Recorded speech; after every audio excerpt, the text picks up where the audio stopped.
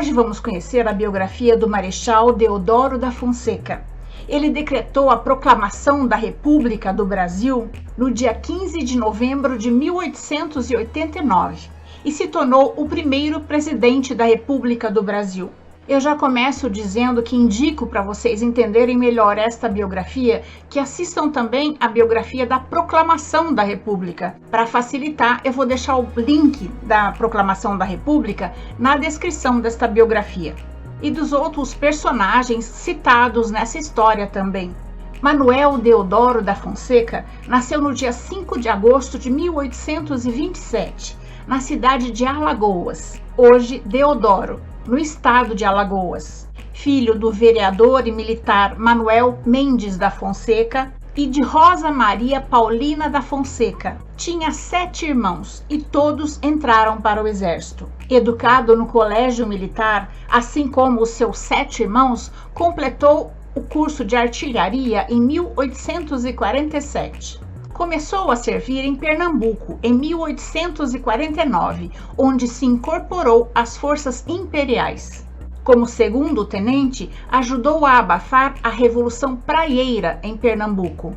6 anos depois, foi promovido a capitão e nomeado para ajudante de ordem do presidente da província de Mato Grosso. Em 1860, casou-se com Mariana Cecília de Souza Meireles. O casal não teve filhos. Em 1864, Deodoro da Fonseca seguiu em um dos batalhões da Brigada Expedicionária ao Rio da Prata.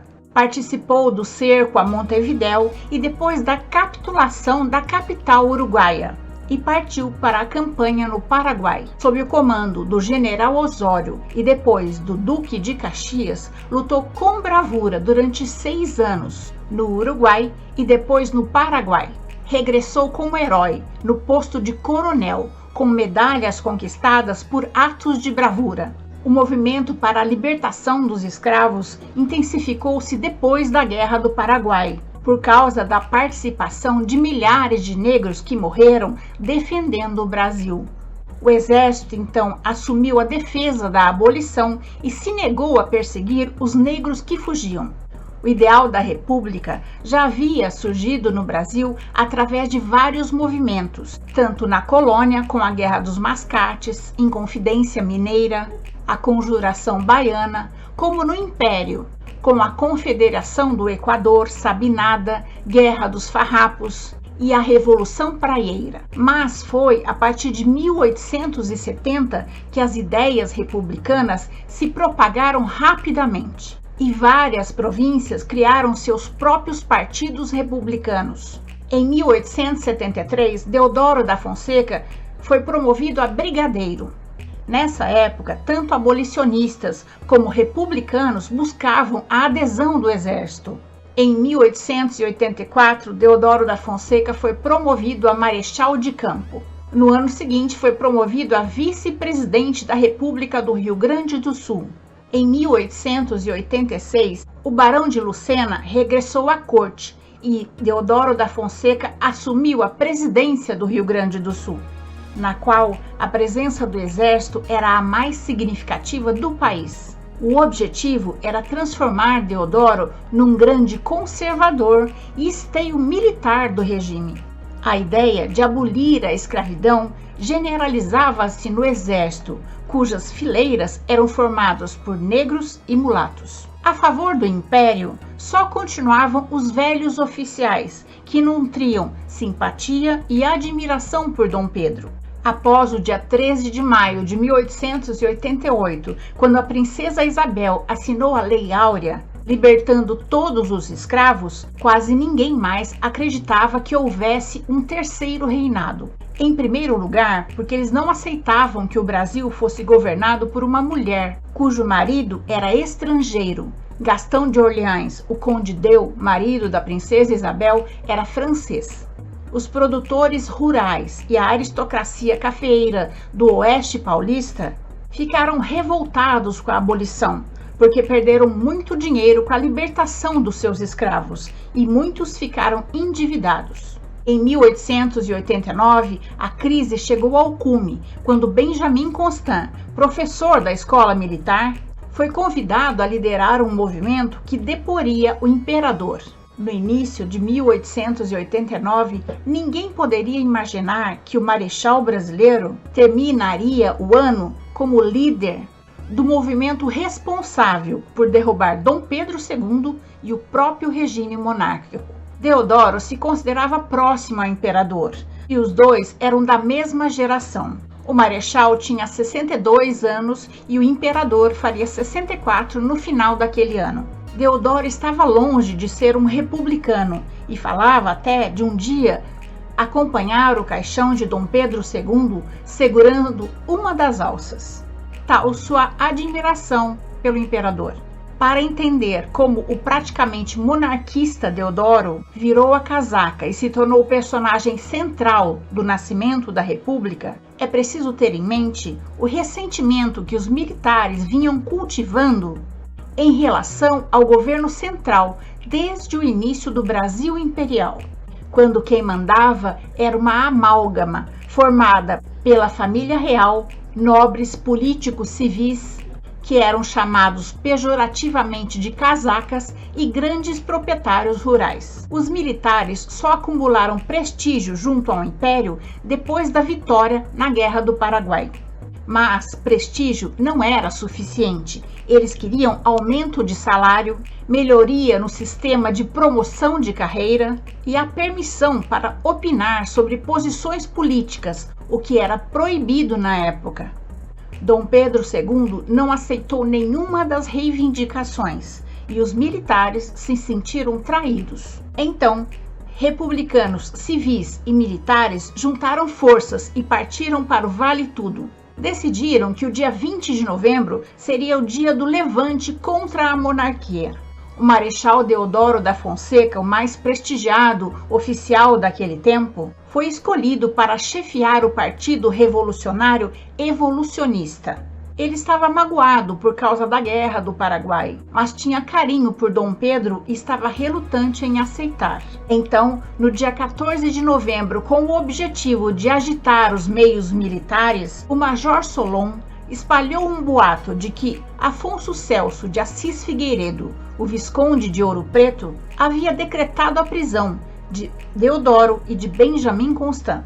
Foi isso que fez Deodoro, mesmo adoentado, mudar de ideia e resolver confrontar o governo imperial. Na manhã de 15 de novembro de 1889, o adoentado Deodoro montou em seu cavalo e juntou-se aos soldados no quartel-general do Exército no Campo de Santana, no Rio de Janeiro, e depôs o ministério do Visconde de Ouro Preto, avisando que um novo gabinete seria organizado, segundo uma lista de nomes que ele levaria a Dom Pedro II. Era uma inédita e relevante intervenção do Exército no governo do país, mas sem uma explícita mudança de regime. Segundo relatos, no momento chave de sua atuação no episódio, Deodoro da Fonseca teria dado vivas ao imperador e não à República. Nem sequer houve uma proclamação da República frente à população, que não sabia direito o que era aquilo. Muitos acreditavam que estava tendo uma parada militar. Só no final da tarde, na Câmara Municipal do Rio de Janeiro, foi assinado um manifesto que decretou o fim da monarquia e os republicanos tomaram o poder. Para evitar reações populares, a família real foi retirada às pressas do Brasil, de madrugada, após Dom Pedro II ter reinado por 58 anos. Dom Pedro II poderia ter confrontado os republicanos, mas não fez nada. O monarquista André Rebouças chegou a sugerir que eles organizassem uma reação nas províncias, mas Dom Pedro II não aceitou. Ele estava muito doente, sofria com a sua diabetes e não criou obstáculos aos seus algozes republicanos. Reclamou apenas do horário que foi mandado para o exílio, de madrugada. Assim, imposta a trancos e barrancos, nasceu a República Brasileira. O Marechal Deodoro da Fonseca assumiu imediatamente o governo provisório, devendo permanecer no cargo até que fosse elaborada uma nova Constituição. Durante a maior parte dos seus 2 anos e 1 semana no poder, o Marechal Deodoro não foi presidente, mas chefe do governo provisório, período em que o país se desfez da Constituição Imperial de 1824 e deu início a uma nova Constituinte, para que fossem estruturadas as regras do novo regime. Foi uma época marcada por caça às bruxas, censura à imprensa, eliminação de nomes, títulos e símbolos da era monárquica. Em seu afã mudancista, os republicanos inventaram uma nova bandeira para o Brasil, que era basicamente cópia da americana, só que nas cores verde, amarelo e azul. Deodoro reagiu, deixando transparecer seu apreço pelos símbolos do regime que ele mesmo ajudou a derrubar. A estrutura da bandeira se manteve, com o losango amarelo sob o fundo verde, sendo que o brasão imperial foi substituído pelo círculo azul com os dizeres Ordem e Progresso, referência ao mote positivista de Auguste Comte, que inspirava tanto os republicanos quanto os militares. Houve também um concurso para um novo hino nacional e a homenagem ao vencedor, mas a população detestou a nova música e protestou. Deodoro concordou com o povo e fez o seguinte arranjo. A música vencedora do concurso se tornou hino da proclamação da República. Liberdade, liberdade, abre as asas sobre nós. Das lutas na tempestade, dá que ouçamos a tua voz. Se parecer familiar, é provavelmente porque uma adaptação dos versos foi usada no samba enredo da Imperatriz Leopoldinense, no Carnaval de 1989, ano do centenário da proclamação da República. Em 24 de fevereiro de 1891, foi promulgada a primeira Constituição Republicana. No dia seguinte, o Marechal Deodoro da Fonseca foi eleito em um pleito indireto pelo Congresso Nacional como o primeiro presidente da República e Floriano Peixoto como vice-presidente. Como chefe do governo provisório, Deodoro venceu por 129 votos a 97 votos o político civil e republicano histórico Prudente de Moraes, que se tornou mais tarde o terceiro presidente da República do Brasil.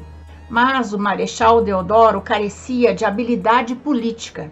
Presidente eleito nunca sentiu que pertencia à presidência e agia como se ainda funcionasse o parlamentarismo imperial, conhecido como parlamentarismo às avessas, em que os imperadores sempre tinham a palavra final. Deodoro governou em um clima de crise política e econômica. Era ditador, centralizador, comprava briga com os políticos que queriam controlar os seus poderes e mantê-lo submetido à nova Constituição. Criou muitas inimizades. Chegou a desafiar o seu ministro Benjamin Constant para um duelo durante uma reunião ministerial. O presidente enfrentou a oposição do Congresso Nacional, que propôs a Lei de Responsabilidades com o objetivo de restringir os poderes do Executivo Federal.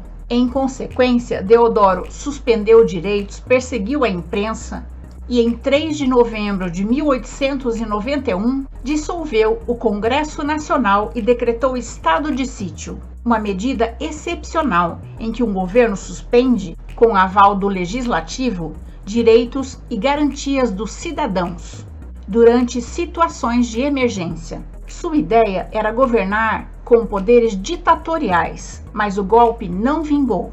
Deodoro não teve o apoio da Marinha e foi obrigado a renunciar no mesmo mês. O almirante Custódio de Melo comandou os navios de guerra amotinados na Baía da Guanabara e ameaçava bombardear o Rio de Janeiro caso Deodoro não renunciasse. Diante de uma iminência de uma guerra civil, no dia 23 de novembro de 1891, Marechal Deodoro da Fonseca renunciou e entregou o poder ao vice-presidente Floriano Peixoto.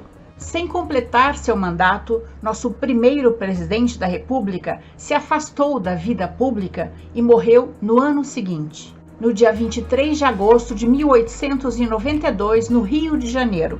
Ele estava com 55 anos. E essa é a nossa história de hoje. Eu espero ter contribuído para que seu dia seja bom. Se você gostou, deixe seu joinha, faça seu comentário, Compartilhe esse conhecimento com os seus amigos e conheça as outras histórias do canal. O canal Loucos por Biografias traz novas histórias toda semana, em áudio no Spotify e em outras plataformas de podcast e em vídeo no YouTube e no Instagram.